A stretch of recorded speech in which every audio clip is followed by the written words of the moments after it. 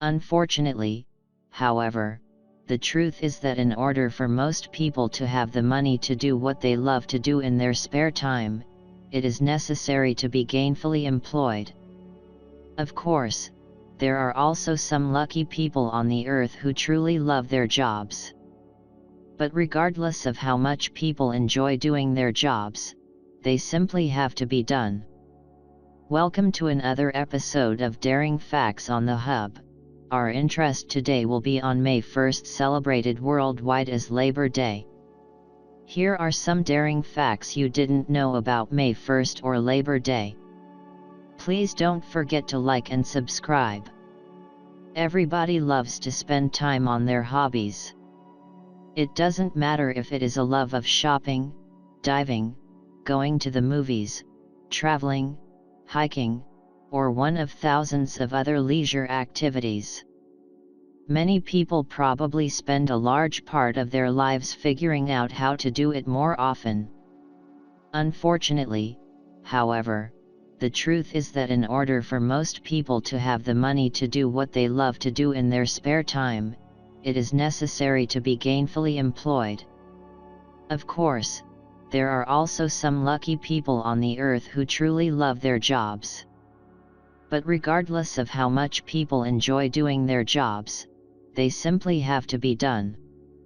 Of course, it is also important to remember that each and every little job that a person does is necessary and valuable to society, from garbage man to nurse to teacher to policeman, and so many others. Together, all of humankind builds society, making it a better, safer place with each passing year. Now, isn't that something worth celebrating? Many people all over the world seem to think it is.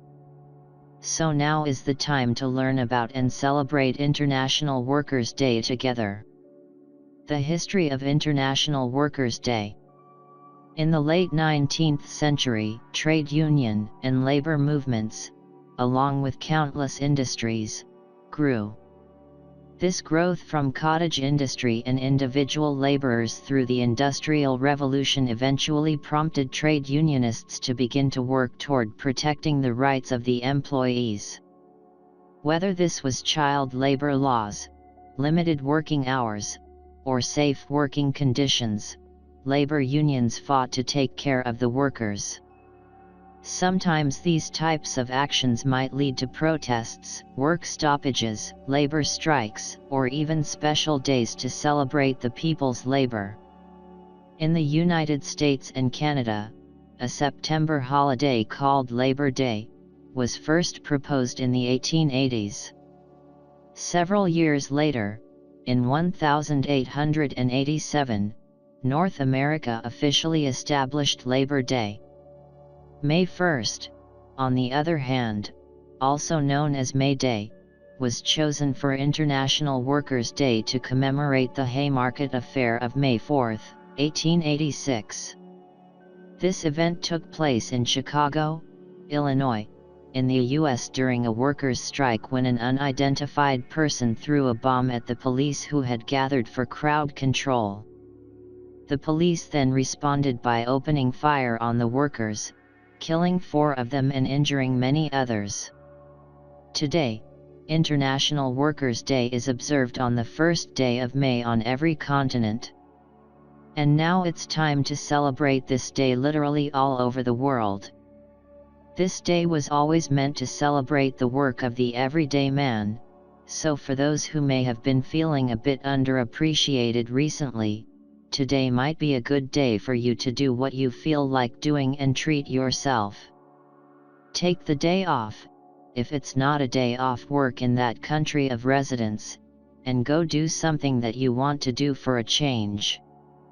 Consider some of these ways to find enjoyment and rest. Has it been ages since you visited the mountains? Pack a lunch and spend the day enjoying nature and the view from the mountain peak you decide to conquer. Has your back been causing you increasing discomfort recently? Time to make an appointment with a good masseuse. And if it's been forever since you took the time to make yourself a decent meal, Today is the perfect day to buy all of the ingredients you need and spend as much time as you want cooking something delicious and nutritious. No matter what is chosen, this is the day to do something enjoyable and restful. Other events on May 1st. Before we continue, please don't forget to like and subscribe. Origins of Mayday, Beltane. The Celts of the British Isles believed May 1st to be the most important day of the year, when the festival of Beltane was held. This May Day festival was thought to divide the year in half, between the light and the dark. Symbolic fire was one of the main rituals of the festival, helping to celebrate the return of life and fertility to the world. When the Romans took over the British Isles, they brought with them their 5-day celebration known as Floralia, devoted to the worship of the goddess of flowers, Flora. Taking place between April 20th and May 2nd, the rituals of this celebration were eventually combined with Beltane. Mayday Maypole Dance. Another popular tradition of Mayday involves the maypole. While the exact origins of the maypole remain unknown, the annual traditions surrounding it can be traced back to medieval times, and some are still celebrated today. Villagers would enter the woods to find a maypole that was set up for the day in small towns, or sometimes permanently in larger cities. The day's festivities involved merriment, as people would dance around the pole clad with colorful streamers and ribbons. Historians believe the first Maypole dance originated as part of a fertility ritual, where the pole symbolized male fertility and baskets and wreaths symbolized female fertility. The maypole never really took root in America, where May Day celebrations were discouraged by the Puritans. But other forms of celebrations did find their way to the New World. During the 19th and 20th centuries, May Basket Day was celebrated across the country, where baskets were created with flowers, candies, and other treats and hung on the doors of friends, neighbors and loved ones on May 1st. International Workers' Day. Before we continue, don't forget to like and subscribe. The connection between May Day and labor rights began in the United States. During the 19th century, at the height of the Industrial Revolution, thousands of men, women, and children were dying every year from poor working conditions and long hours. In an attempt to end these inhumane conditions, the Federation of Organized Trades and Labor Unions, which would later become the American Federation of Labor, or AFL, held a convention in Chicago in 1884. The FOTLA proclaimed 8 hours shall constitute a legal day's labor from and after May 1, 1886. The following year, the Knights of Labor, then America's largest labor organization, backed the proclamation as both groups encouraged workers to strike and demonstrate. On May 1, 1886, more than 300,000 workers, 40,000 in Chicago alone, from 13,000 businesses walked out of their jobs across the country. In the following days, more workers joined and the number of strikers grew to almost 100,000. Haymarket Riot.